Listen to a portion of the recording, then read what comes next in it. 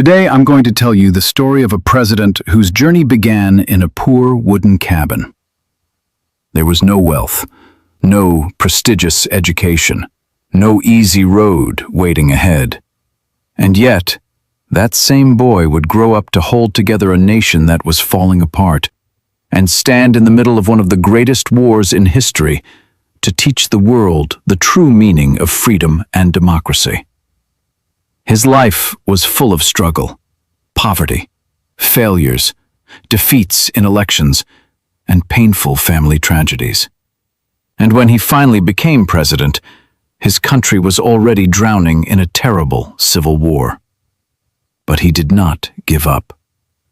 He made the decision to end slavery. He tried to bring a broken nation back together, and through his words, he helped the world understand what democracy truly means. That great leader was Abraham Lincoln. Today, we will explore his incredible and inspiring journey from a poor boy born in a wooden cabin to becoming the President of the United States. But before we understand Abraham Lincoln's story, there is one very important thing we must understand, and that is slavery.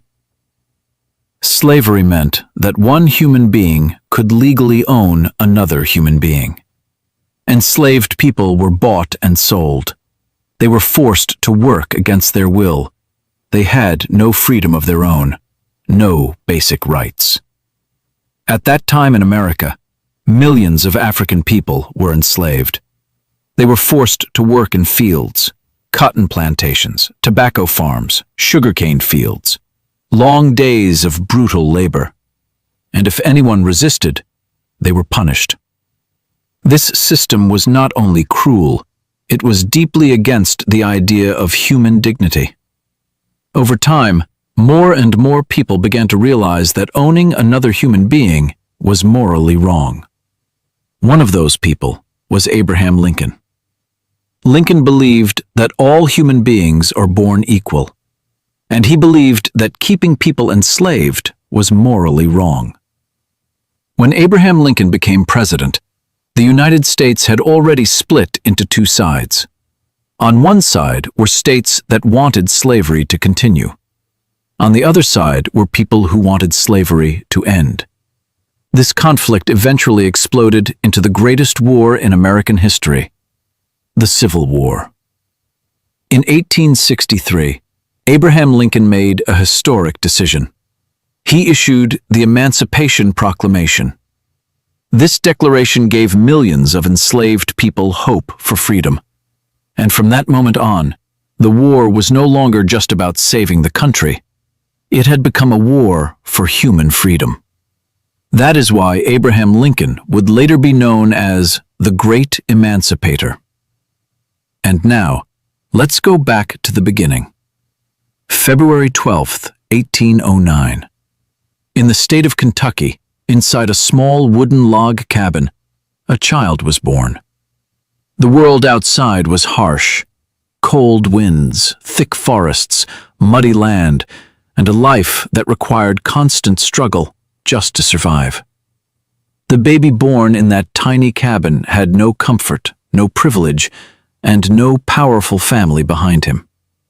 His name was Abraham Lincoln. His father, Thomas Lincoln, was a simple farmer and carpenter. His mother, Nancy Hanks Lincoln, was a kind and gentle woman. The family was extremely poor. Life began with hard work and ended with hard work. Fields, wood, water, animals, dirt, and long, cold winters. That was the world Lincoln grew up in. But even in that difficult life, something unusual was growing inside young Abraham Lincoln. A restless curiosity, a quiet hunger to understand the world. He was different. He did not talk very much, but he thought deeply. He worked like other children, but whenever he had the chance, he was drawn to books, stories, and ideas. The problem was, books were very rare. Schools were almost non-existent. In fact, Lincoln's total formal education added up to less than a year. But history sometimes chooses the people who have the least resources, because they are forced to build themselves through determination. Lincoln learned very early that poverty was more than just having an empty pocket. Poverty meant limited opportunities. Poverty meant growing up faster than other children. It meant realizing that the world was not going to hand you anything. You had to build your own future. Then, tragedy struck. When Lincoln was only 9 years old, his mother Nancy died. For a child, losing a mother is not just losing a person. It feels like losing a piece of the world. This moment left a deep sadness that stayed with him for many years. Later in life, the seriousness and quiet melancholy people noticed in him may have started here. Sometime later, Lincoln's father remarried. His stepmother, Sarah Bush Johnston Lincoln, became a powerful and positive influence in his life. She understood him. She saw that this boy was not ordinary. Yes, he could work in the fields, but his mind was somewhere else. He needed books. He needed learning. He needed a chance to grow his mind. This moment changed Lincoln's childhood. Where many boys might have disappeared into endless labor, Lincoln searched for ideas. He borrowed books whenever he could. At night, he read by the light of a fireplace. Sometimes he practiced writing on pieces of wood, on walls, or even in the dirt. He read the Bible, Aesop's Fables, Robinson Crusoe, Pilgrim's Progress, and the works of Shakespeare. Whatever he could find, he read. Slowly, words became his greatest weapon. He learned that education did not depend on a school building. If a person had the hunger to learn, the whole world could become a library.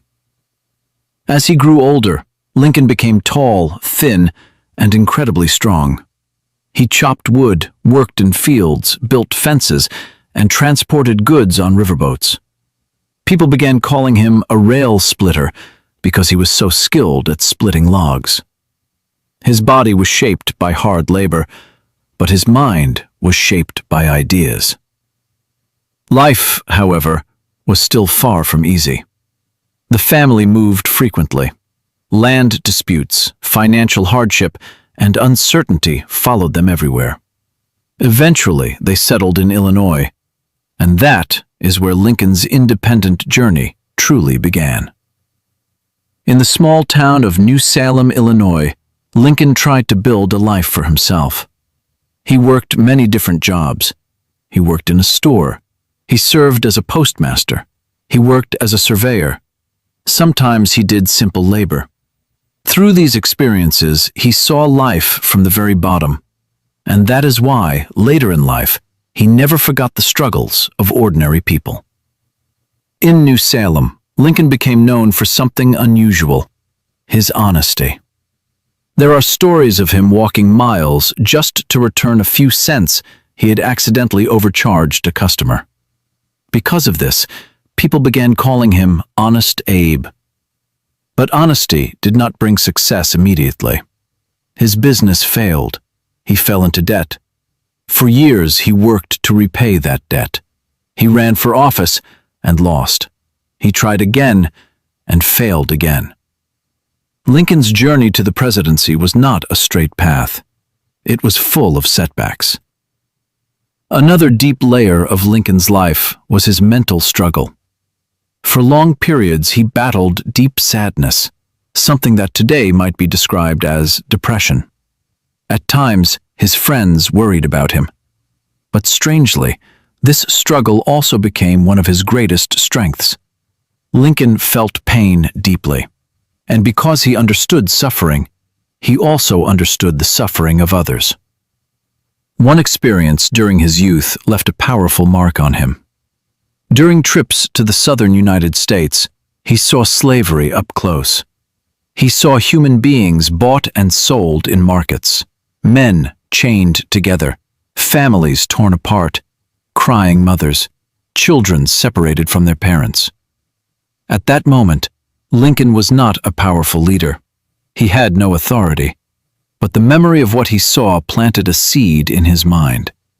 That seed would one day change history. Lincoln eventually decided to study law. He did not attend a law school. He had no wealthy mentors. Instead, he taught himself by reading law books. Through determination and discipline, he became a lawyer. In Springfield, Illinois, Lincoln began practicing law. His reputation grew quickly. He spoke clearly. He avoided lies, and he had an incredible ability to explain complex ideas in simple language. In courtrooms, his storytelling and honesty impressed people. He was not just studying law, he was studying human nature. He saw greed, injustice, confusion, and pain. All of this helped shape him into a thoughtful and compassionate leader. Lincoln had long been interested in politics. He eventually entered the Illinois state legislature and became part of the Whig Party. He supported infrastructure development, commerce, and economic opportunity. But the biggest political issue in America was becoming impossible to ignore: the future of slavery. At this point, Lincoln's personal journey was beginning to merge with the national crisis. America appeared to be one country on the surface, but underneath, it was deeply divided. Northern states were becoming more industrial. Southern states depended on plantation agriculture, and the backbone of that plantation economy was enslaved labor. Millions of enslaved Black Americans worked on cotton plantations, tobacco farms, and large agricultural estates. For the South, slavery was not just a social system. Lincoln believed the system was the foundation morally of the wrong, economy. but he also understood how explosive the issue was. He did not rush into dramatic speeches.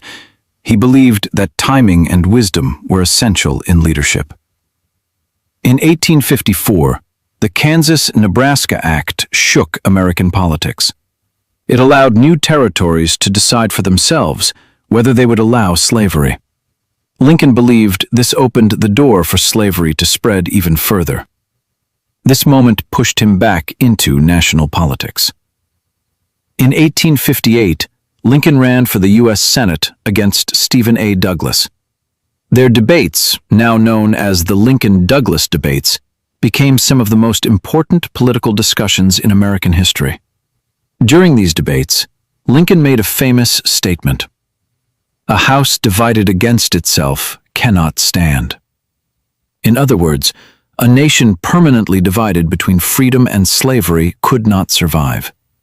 Lincoln lost the Senate election, but his ideas reached the entire country. Even in defeat, he had become a national figure. 2 years later, in 1860, Abraham Lincoln ran for President of the United States. Many people doubted him. He was tall, awkward-looking, and came from a humble, rural background. But sometimes the most extraordinary leaders look the most ordinary. Lincoln won the election, and immediately, the greatest test of his life began. Southern states feared that Lincoln's presidency threatened slavery. One by one, several states announced they were leaving the Union. They formed a new nation called the Confederate States of America, led by Jefferson Davis. Imagine the situation. Lincoln had barely taken office, and the country was already breaking apart. The question before him was enormous. Could the United States survive as a single nation? Could democracy endure? And what would happen to millions of enslaved people? In March 1861, Lincoln was sworn in as president. In his first inaugural address, he appealed for peace, but made one thing clear: the Union could not be broken. In April 1861, Confederate forces attacked Fort Sumter, and the American Civil War began. The war was brutal.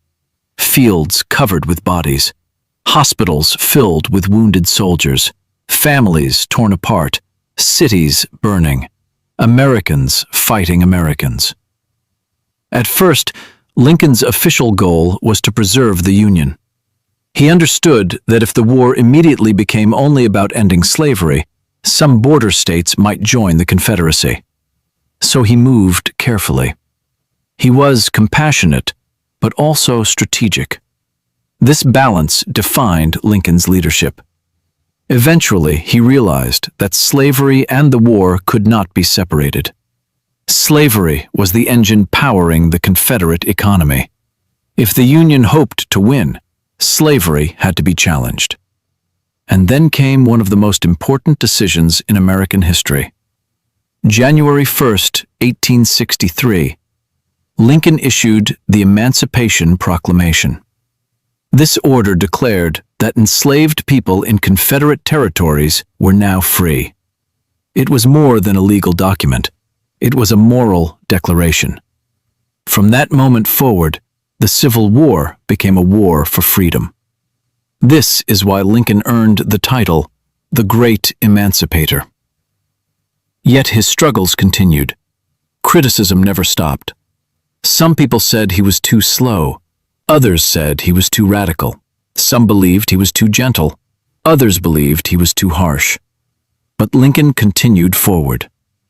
His personal life was also filled with sorrow. His relationship with his wife, Mary Todd Lincoln, was often complicated. And tragedy struck his family again. 3 of his 4 sons died at young ages. While living in the White House, his beloved son Willie died. The loss devastated Lincoln. Imagine leading a country through war while mourning the death of your child. Lincoln was deeply wounded, but he did not stop. In 1863, the Battle of Gettysburg became one of the bloodiest battles of the war. Thousands of soldiers died. Later, during a memorial ceremony, Lincoln gave a very short speech. That speech became one of the most famous speeches in history. Government of the people, by the people, for the people, shall not perish from the earth. In just a few words, Lincoln defined democracy for the entire world. As the war continued, Lincoln grew into a stronger leader. He learned military strategy. He replaced ineffective generals. He placed his trust in capable leaders like Ulysses S. Grant. In 1864, Lincoln was elected president for a second term. Despite the exhaustion of war, the American people still trusted him. In his second inaugural address, Lincoln did not call for revenge. Instead, he called for healing. With malice toward none, with charity for all. Even after years of bloodshed, Lincoln believed the nation needed reconciliation. By early 1865, the Confederacy was collapsing. The war was ending. The Union had survived. The path toward ending slavery was finally open. It was Lincoln's greatest victory. But history had one final tragedy waiting. On the evening of April 14, 1865, Lincoln attended a play at Ford's Theater in Washington, D.C. For the first time in years, the country felt a sense of relief. Lincoln sat beside his wife, hoping perhaps for a brief moment of peace. But in the darkness of the theater, another story was unfolding. John Wilkes Booth, an actor and Confederate supporter, slipped into the president's box. And then he fired a gun. The bullet struck Lincoln in the back of the head. The laughter in the theater turned into screams. Chaos erupted. Lincoln was carried across the street to a small house. Doctors tried to help him. But the next morning, on April 15, 1865, Abraham Lincoln died.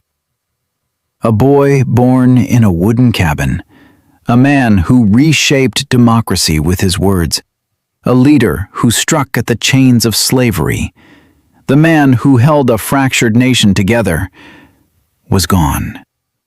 Across America, people mourned. Church bells rang. Cities fell silent. Even those who once doubted him now realized the magnitude of the loss. But some people do not truly disappear when they die. They become ideas. They become principles. They become part of history itself. Abraham Lincoln became one of those people. His story is not just about rising from poverty to the presidency. It is a story about character. It is a story about resilience. It is a story about choosing compassion over bitterness. Lincoln proved that greatness does not grow from comfort. It grows from struggle. He showed that education is greater than a diploma. He showed that leadership is not about power. It is about responsibility. He showed that the right words, spoken at the right moment, can change the course of history. Lincoln's life also teaches us that a leader must do more than win. A leader must unite. A leader must understand humanity. That is why the world still remembers him today, because Abraham Lincoln was not just a president. He was a symbol of hope, a symbol of courage, a symbol of moral strength, and a symbol of the idea that all people are created equal. Lincoln once said, "I am a slow walker, but I never walk back." That sentence describes his life perfectly. He moved slowly. He fell many times. He suffered deeply. But he never moved backward. And that is why the story that began in a wooden cabin eventually reached the highest place in history. Whenever you feel your beginning is too small, whenever the struggle feels too heavy, whenever repeated failure makes you want to stop, remember Abraham Lincoln. Remember the boy who had nothing except an honest heart, a determined spirit, and a dream that was not only for himself, but for all of humanity. And perhaps that is Abraham Lincoln's greatest legacy. A person's true greatness is not measured by the office they hold, but by the character they carry.